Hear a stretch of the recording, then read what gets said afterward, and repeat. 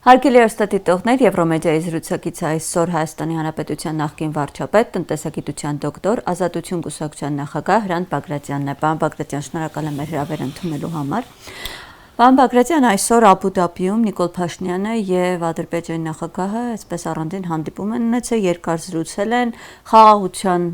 օրակարգն են քննարկել, տնտեսական առևտրաշրջանառությունը, տնտեսական փոխադարձ համագործակցությունը, ասում են ողջունում ենք, որ արդեն կարողանում են իրերի նավթ, բենզին ներմուծել, հացահատիկ իրենց տարածքում։ Մի խոսքով այս հարցերն են քննարկել ու եթե պարոն Բագրատյան ամեն ինչ այսքան լավ է, կողմերը գնում են այսպես խաղաղության տնտեսական համագործակցության, էլ ինչից են դժգոհում ընդդիմադիրները, ինչու՞ չէ նաև հանրության մեծ զանգված, եթե ամեն ինչ այսքան լավ է, գեղեցիկ է։ Դե ինչն է լավ, ոչ մի բան լավ չի։ Ամեն ինչ տեղի է ունենում Հայաստանի Հանրապետության հաշվին։ Թրիփ կոչվածը Միջանցք է։ Միջանցք է թե չէ, արդեն իշխանություններն են ասում։ Բայց իշխանությունները չէին, որ 20 թվին ասում են ոչ մի Միջանցք չի լինելու։ Նիկոլ Փաշինյանը չէր երթվում։ Բայց ասում են մեր ինքնիշխանության ներքո է գործելու, ով ասեց, ոչ մի մեր ինքնիշխանության ներքո գործում է մի ճանապարհ, որի 76%-ը մեր է, չէ։ Ասում եմ մենք փող չունենք այդքան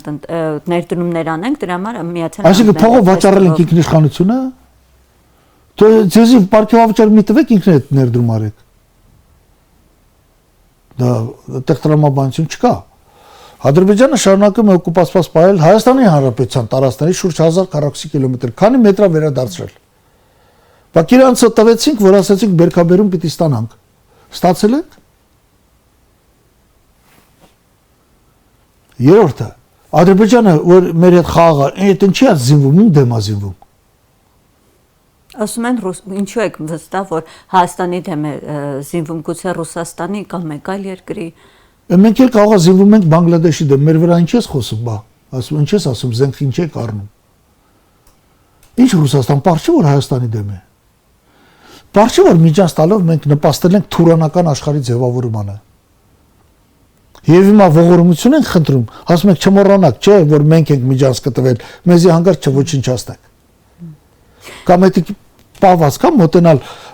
բանին 3 հատ թուղթ ստորագրել Ալիևը, որ գերիներին պիտի բաց թողի։ Այդ պահված կա հանրապետության ղեկավարների համար լինի նախագահան, լինի վարչապետը, որ մոտենում են քցնելով բարևում են ու շնորհակալություն հայտնում։ Ո՞ր են մեր գերիները։ Ստորագրել է, չէ։ Գուցե միջև ընտրություններ էլի վերադառնան էլի։ Հա կարող է քայլանի ընտրություններ, որ ընտրություններից հետո մեկը անկլավով, մանկլավով ամեն ինչ խլելու է։ Հարց տվեք, կանչեք, հնարավոր է կանչեք Փաշինյանին չի գա։ Այդ ինքն էլ չէ, ինքն ու Ալեն Սիմոնյանը, Արամ Զավենի Սարգսյանը չէին բլբլում, ասում էին, կյանքում Հայաստանի տարածքով ելելով նոյեմբերի 9-ի փաստաթղթից Հայաստանի տարածքով Միջանցք չի լինի։ Այսինքն դուք Միջանցքին դեմ չէիք, տղաներ, դուք դեմ եք ռուսներին։ Ինչ Հայաստանի շարքային քաղաքացիություն ինչ էական նշանակություն ունի ռուսները կառավարին Միջանցքը թե ամերիկացիները։ Պարոն Բագրատյան ասում են, այս նույն առաջարկները ինչ որ Միացյալ Նահանգներին են կարել, նաև Ռուսաստանին են կարել։ Բայց Ռուսաստանը չի համաձայնվել ու որտի օգուտ մեզ է։ Ինչ պիտի համաձայնվեր։ Ռուսաստանը դու ստորագրել ես նոյեմբերի 9-ի թուղթը։ Այդտեղ 9-րդ կետ կա։ Դե դուրս արի, եթե տենցա չի համաձայնվել։ Ինչու պետք է անդիմությունը, այդ թվում ձեր խոնար ծառան, այդ ամեն ինչին կողմ լինի։ Ինչ ոչ մի լավ բան չեմ տեսնում։ Հիմա մի քիչ ժեստ են անում, որովհետև վախենում են, որ Փաշինյանը չի ընտրվի։ Հա։ Ընդհանրապես դա, որպեսզի ընտրություններից առաջ երեսը պարզվի։ Ոչ մի լավ բան էլ չեմ տեսնում ես։ Մենք տեսնում ենք, որ անդազիջում ենք։ Հետո այդ միջանցքով փակվել է հայ-իրանական սահմանը, 100% եմ ձեզ ասում։ 100%, հələ տեսեք ինչեր է լինելու։ Թեհրանից հնչող հայտարարությունները չի կարող պատահի, որ մեկը ես մի բան ասեմ, sense բաներ ասեմ, վերջում դա չլինի։ Ի վերջո դա լինելու է։ Մենք դա տեսնում ենք։ Թեհրանն էլ ասում ենք մտահոգված ենք, որ Միացյալ Նահանգները մեր դեմ կօգտագործի այդ։ Դու շատ իզուր մտահոգված եք, այդ հաստատ իմացեք տենց անջեք մտահոգվել։ Համոզված եղեք, որ դա այդպես է։ Ուրեմն քչից վատից 4 սահման ունեինք, հիմա ստացվեց 3 սահման։ Մեզ ասում են, զատո Ադրբեջանը բացվեց, այդ ցանկացած բան կարապակվի։ Հիմա Ադրբեջանը մեր վրա փող է աշխատում։ Դուք տեսնում եք, որ բան Ադրբեջանը Հայաստանի տարածքով մի բան տանի, փող տա։ Այո, Tripով տանելու է, բայց դա արդեն ծրի է, մեզի փող չի տալիս։ Հասկանում եք։ Դա այսինքն Ադրբեջանը գալիս է մեր տարածքով անցնում է, այդ եկամուտները կուտակվում են Trip-ի ծրագրում, մեզ հասնում է 20%։ Բայց դրանից տոկոսներ գալու է Հայաստան։ 24%, ինչի 24-ը։ 76%-ը մնում այնտեղ, հենց այնտեղից էլ պիտի վճարեն Ադրբեջանին։ Ուրեմն մենք Ադրբեջանի տարածքով ծորեն կամ բենզին բերելու համար, որի դեպ մեր ժամանակ էլ եղել առանց վալյուտա տալու։ Պետք է Ադրբեջանին վալյուտա տանք, փող տանք, տրանզիտի փող տանք, իսկ իրանք մեր տարածքով համարյա թե ձրի գնում են։ Որովհետև 76%-ը փողի մեզ չի պատկանում, 24-ն է պատկանում, 24%։ Թե մենք այդքան ֆինանսական ռեսուրսներ չունենք, բան։ Ինչի՞։ Որ այդքան ներդրում անենք, որ 76%։ Ոչ մի տես բան չկա, այնտեղ մաքսիմում 200-300 միլիոնի հաշիվ է։ Ինչ եք ասում։ Մի տարի ԿՊ-ին պիտի պարգևավճար չտան։ Մենք այդքան ռեսուրսներ ունենք եւ մի բան էլ ավելի։ Բայց ասում են Հայաստանը վետոյի իրավունք ունի, ցանկացած որոշում Trip-ի հետ կապված, որ մեր շահերից չփոխի, կարող ենք վետո դնել։ Մենք տեսել ենք միջև մասը եպա վետո դրե։ Լինի Փաշինյանը, լինի Հանրապետության նախագահան, թուրքերին տեսնում են հալվում են։ Ասում են շնորհակալ, եթե թույլ տար ձեռը համբուրել, կետար կամբուրել ձեռքը։ Փոխանակ ինչ ասեմ ձեզ, քաղաքական արտահայտություն փոխանակ մունատ կան, ասեն Ադրբեջան եպս այդ նույն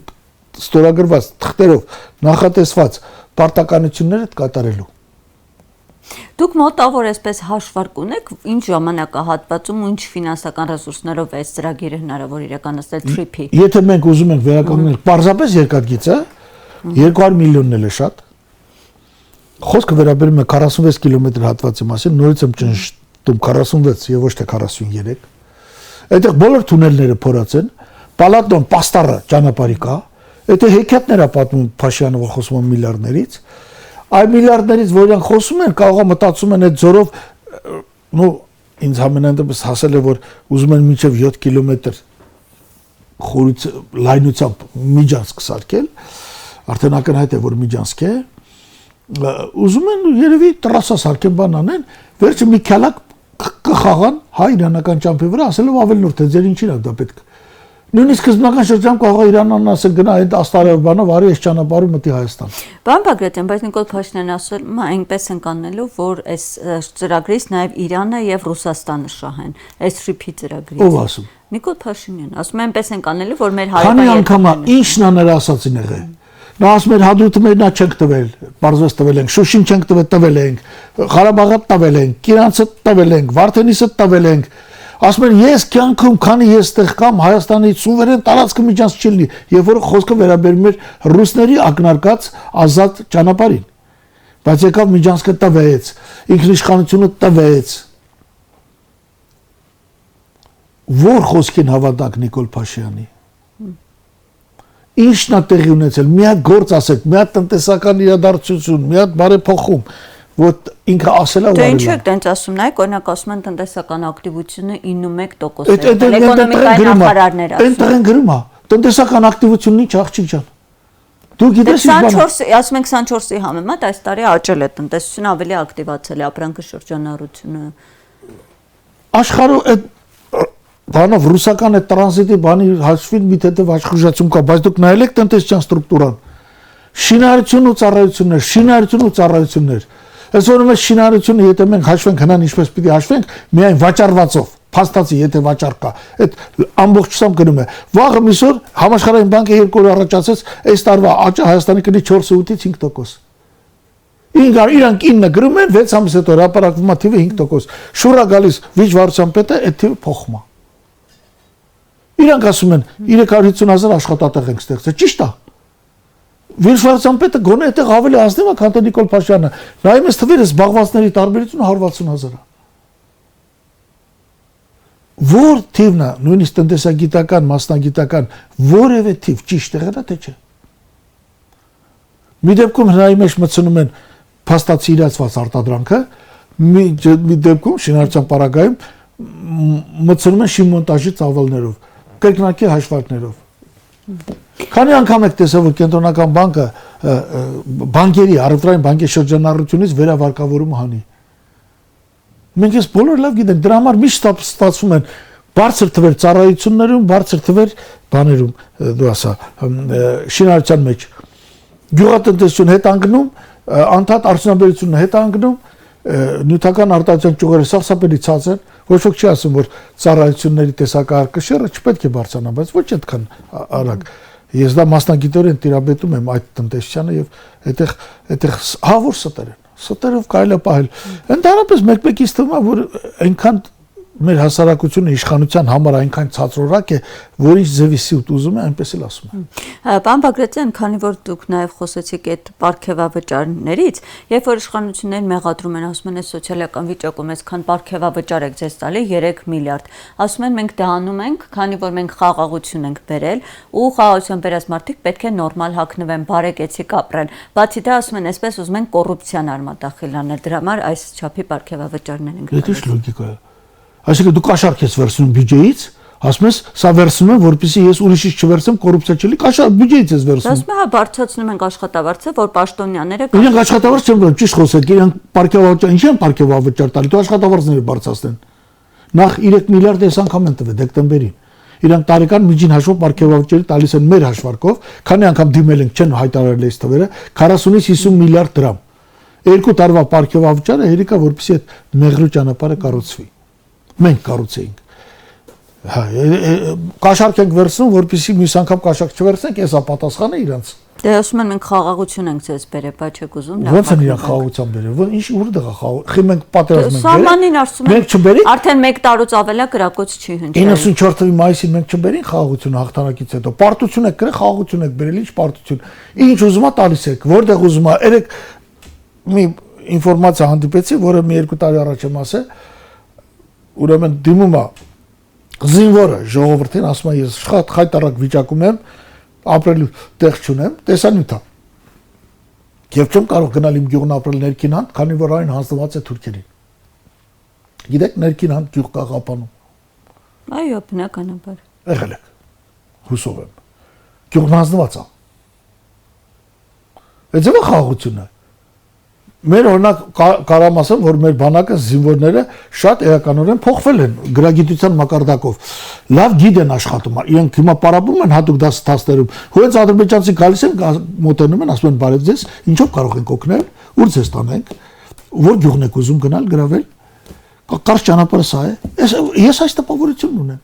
Մեռանք տալով։ Քանի մարդ կա Կութի գյուղում։ Քանի մարդ կա, ասենք, Վարդենիսի Մաքիավենի էր, ինչ էր այդ գյուղում։ Պարոն Բագրատյան, բայց ասում են նայեք, արդեն մի տարուց ավել է, կրակոց չի հնչել սահմանից, զինվոր չի զոհվել, ինչ ուզում են գրավում են, ինչի կրակ են։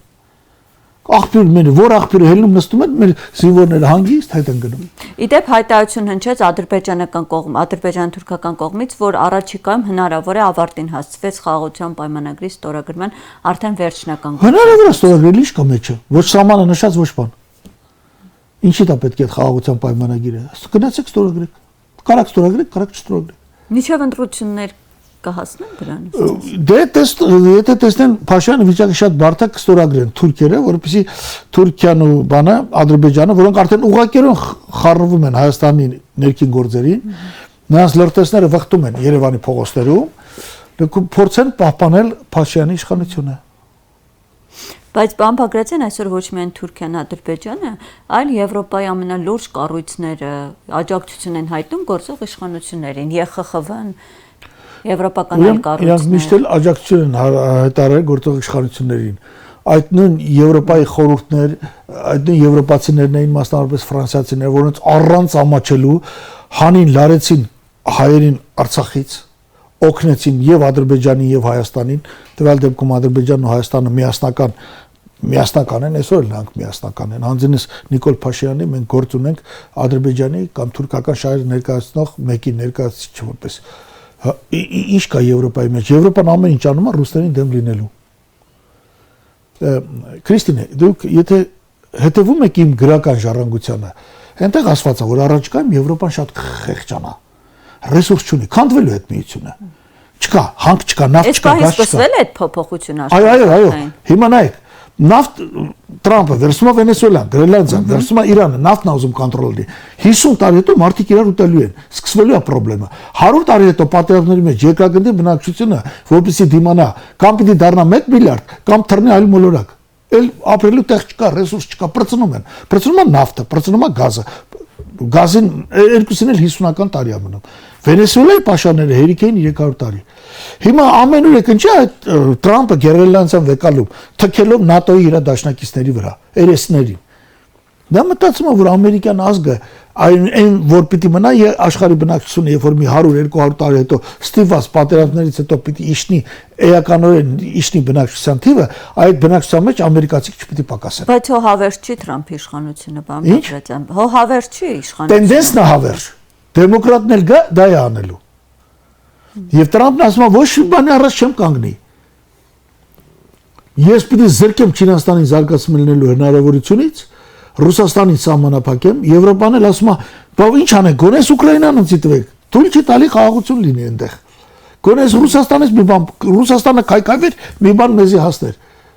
Դուք չգիտեք, դուք չեք տիրապետում այդ դինամիկ շարքերին։ Եթե 25 տարի առաջ Գերմանիան մեկ շնչին ինքնով խնայով եւ այլն Ամերիկային հավասար էր այդ ցուցանիշներով, այսօր երկու անգամ զիջում են արդեն։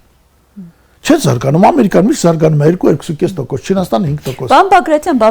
վատ է, որ այսօր տեսնում ենք օրինակ Նիկոլ Փաշինյանը իր էջում Թրամփի հետ լուսանկարները հրապարակում ժպտալով իրեր աչքով են անում, վատ է, որ այս գերտերությունների հետ են շփվում։ Իհարկե շատ վատ է։ Հայաստանն ինչ է ստանում։ Նիկոլ Փաշինյանը ամեն ինչ տվել է։ Ինքը չի տվել, Հայաստանի հաշվին է տվել, իմու ձեր հաշվին է տվել։ Շուտով դուք չեք կարող, նստում եք ավտոբուս կամ ձեր մեքենա, գնում եք Իրան, չեք կարող դա անել։ Մեծ բանի այդ թուրանական օղակը մեզ անդադ սեղմում է այսպես։ Եթե ես տեսնեմ զիջումներ չկան, ողջունում եմ, ես եմ խաղաղության կողմնակիցը։ Ամբողջը զիջում է, արդեն որ գնում է Ալիևի հանդիպան, ասում ենք հերթական անգամ մի բան հեսա կզիջի։ Եվ հիմա ժամանակն է, երբ որ Փաշինյանը հայցում է Թուրքիայի եւ Ադրբեջանի բանը օգնությունը, որովհետեւ այս ընտրություններում նույնպես հաղթանակ տանի։ Իդեպ ընտրություններից առաջ արդեն բան չի մնացել, հա, սարերի հետևում չի, բայց որպես քաղաքական դաշտում, այդպես ակտիվություն, օրակարգերի առողջ բերում, պարոն Բագրատյան, չենք տեսնում։ Միայն իշխող ուժն է, որ այդպես համերգներ է, երիտասարդների հետ հանդիպումներ է անում, համերգներ, վարչապետ է ձևավորում, Նիկոլ Փաշինյանը նվագում է։ Մյուս ուժերը այդպես սպասում են, բայց թե ինչին։ Ես չգիտեմ, դուք որի՞որ անգամ ձեր մոտ եմ գալիս, ես օրինակ ես Որորդ անգամ գալիս ենք այս թեմաներով խոսում ենք։ Սովորաբար ամիսը ես 3-4 ելույթ եմ ունենում։ Կամ մենք ունենում ենք, խնդրեմ, քննարկումներ, անվտանգության բան։ Վաղուց է եղել մեր վերջին զրույցը միասին։ Հա, չէ, բայց մի երկու ամիս առաջ չէ, մեր վերջին զրույցը եղել է հունվարից հետո։ Ես չգիտեմ, ասենք, քննարկումներ, չգիտեմ, անվտանգության խնդիր, Արցախի խնդիր, գերիների խնդիր միշտ էլ արել ենք։ Իրանց ինչ կա, իրանք բյուջեի հաշվին վարչապետի համեր բան են կազմակերպում։ Դու ասա մենակ չասեք դա բյուջեի հաշվին չի բյուջե։ Բայց փաստացի ծախս չի արել, բյուջեն արել է, որովհետև դա սուբսիդիա է իրանից ներկայացնում, հրավիրում են գործիքներ, բաներից բոլորը չեն առնում։ Պարոն Բագրատյան, բայց երիտասարդներին, ովքեր հիմնական կորիզն են, հա, այդ ակտիվ հանրության, իրենց այդ հարցերը չի հետաքրքրում։ Իրենք կարող է եկեք համաձայնեք այդ տնտեսական անվտանգային հարցերը։ Իրենց կարող է հետաքրքրում Ադրբեջանը։ Ավելի այսպես առօրյա, այսպես շատ ուրիշ տեսակ հարցեր են հետաքրքրում, քան շատ ուրիշ տեսակի երիտասարդություն ունենք։ Իրենց իհարկե չի հետաքրքրի։ Իրանք երկիրը ծախելու հաշվին իբր թե խաղաղության ասել, որը ժամանակավոր է։ Եվ որ կհաստատվեն Հայաստանը կվերցնեն ակցիաների մեջ, հետո կոչիչացնեն Հայաստանը։ Իրենց կարող է մի մասին, բայց ես շատ լավ երիտասարդներ գիտեմ։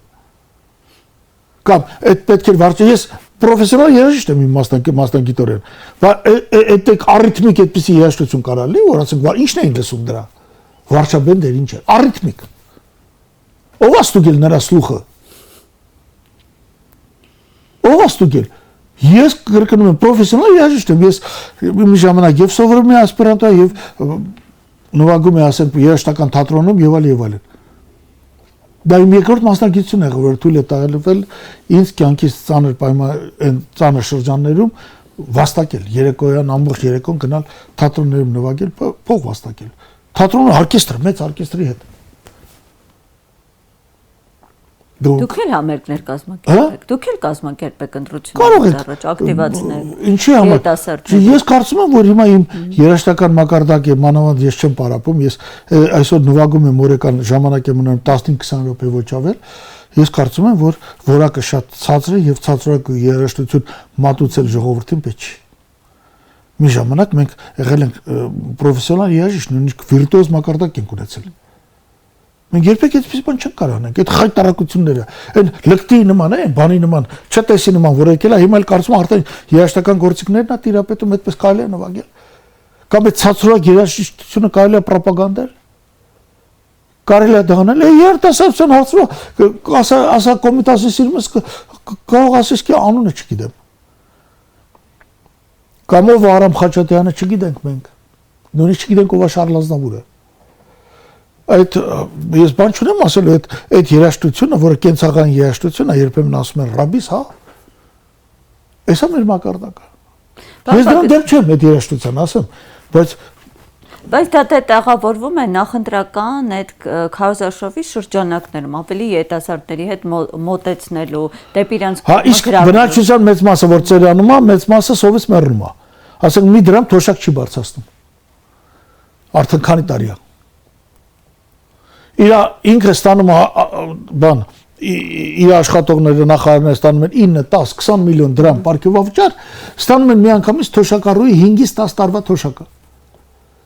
Իսկ թոշակառուներն էլ ասում են, բան ենք, փող ենք հետ տալիս, գնացեք տեսեք։ Հետո ստուգում ես, նախ հետ չեն տալի, երկրորդն էլ սահմանությունն ասում է, թոշակը այդ մարդու սեփականությունն է, իր փողը տարտուր։ Ինչ հետ տալի, ինչ բան։ Ձեր քաղաքական ուժը, պարոն Բագրատյան, որոշում ունի մասնակցելու։ Չէ, մենք դեռ որոշում չունենք, Ազատություն կուսակցությունը դեռ որոշում չունի։ Բայց քննարկումներ կան թե։ Գիտեք ինչ կա, քաղաքական ուժը հայտարարի այդ մասին, թե չէ, դուք մասնակցում եք մեկը։ Ես ինչ եմ, հիմա ինչ է, սա մասնակցություն է, ինչ է։ Մասնակցում ես, այո, մենք անկախ նայած մենք ընտրությանը մասնակցում ենք, թե չէ, մենք մասնակցում ենք այն process-ին, որը կոչվում է Նիկոլ Փաշինյանի իշխանության հեռացումից։ Սա պատուհաս է, իսկական պատուհաս է։ Մենք սրա տակից դուրս չենք գալու։ Պարոն Բագրատյան, այսօր ընդդիմադիր այդ դիրքավորված ուժերը խոսում են հայրենասիրությունից, ասում են Նիկոլ Փաշինյանին հեռացնելու ենք այդպես բարձր արժեքներից, բայց տեսնում ենք, որ հանուն դրա անգամ չեն կարողանում այդ քաղաքական տարաձայնությունները մի կողմ դնել ու հանդես գալ մի ճակատով։ Դա ինչ չի վերաբերում։ Միշտ ես ասել եմ մի ճակատին կողմնակից եմ, բոլորը գիտեն ընդդիմադիր դաշտում, որ Բագրատյանը մենակ իրան հետաքրքրում են սկզբունքային հարցերը, ես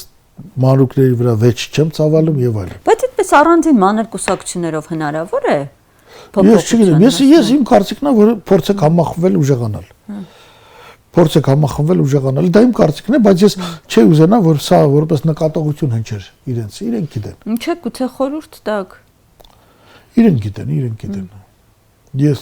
դուք խոսում եք մի մարդու հետ, որը երբեք այդպիսի տես ամբիցիաներ չի ունեցել։ Դե հենց այդ Չնայած նկատի ունենալով իմ բեքգրաունդը, իմ կենսագրությունը, իմ ամբիցիաները կարող են նույնիսկ ավելի մեծ լինել։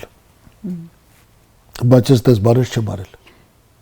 Դե հենց այդ հայրենիքը, հիմա այդ ավելի բարձր արժեքները այդքան չկա, որ այդ քաղաքական ամբիցիաները մի կողմ դնի ընդդիմությունը միմյանց միջև։ Ես չեմ կարող պատասխանել այդ հարցին։ Բոլորի հետ հանդիպել եմ վերջերս, ասել եմ, որ փորձեք միավորվել։ Որ այս չմիավորվելու պարագայում վտանգներ կան։ Ինչ արձագանք եք ստացել։ Հա, ճիշտ ես ասում, լավ, հա, դե միշտ մենք քեզ գիտենք։ Դու շատ հայրենասեր ես։ Էլ չեն խոսում այն մասին, դու եւ քաղաքական գործես եւ տնտեսությունը հիանալի տիրապետում ես։ Հա, բա, այդ հետաքրքիր է։ Ու վերջ։ Ես չեմ էլ կարող ասել, որ չեն միավորվելու, կարող է պատահի վաղը դա տեղի ունենա, ես դա չգիտեմ։ Հիմա էլ եմ պնդում, փորձեք հանդես գալ միասնական ճակատով։ Դե ակնհայտ է, որ այս ընտրություններին առաջին ընդդիմադիր։ Ես ասել եմ, ուզում եք այդ միասնական ճակատում, եթե մեզ մի հատ տեղ պիտի հասներ, այդ տեղից ես հրաժարվում եմ։ Միայն կայանա այդ միասնությունը։ Ես բան չունեմ։ Պարոն Բագրատյան, այս ընտրություններին ամենաառաջին այսպես, հա, ընդդիմության անելիքը պետք է լինի, քաղաքացուն, այս пассив ապատիա մեջ գտնվող քաղաքացուն ընտրատեղամաս բերելը, որպեսզի մասնակցություն ապահովի։ Սա կստացվի, կհաջողվի, թե ոչ, ոնց պետք է քաղաքացուն համոզեն, որ իր մեկ քվեն էլ կարևոր է այս ընտրություններին։ Եթե այսպես շարունակվի, ապա հնարավոր է, որ քաղաքացիների մասնակցությունը քիչ լինի։ եթե այսպես շարունակի։ Դրանից շահում է իշխող ուժը։ Հասկանում եք, դուք պիտի ժողովրդին ասեք, այս Փաշինյանն են, Փաշինյանն ովքեր են այնտեղ են, Արման Բաբաջանն, Արամ Զավենի Սարգսյանը, բոլորը դնելու են։ Անկախ նրանից տոկոս հավաքեն թե չէ, որովհետև Փաշինյանը քիչ տոկոս է ի վերջո հավաքելու։ Եվ նրա հույսներն է, որ մնացած այդ մի 30-40% այդ մանրմունները վերջում իր թիվը գա կգնապատվի։ Այստեղ մենք պետք է դնենք իր դեմն ով է։ Հասկանում եք։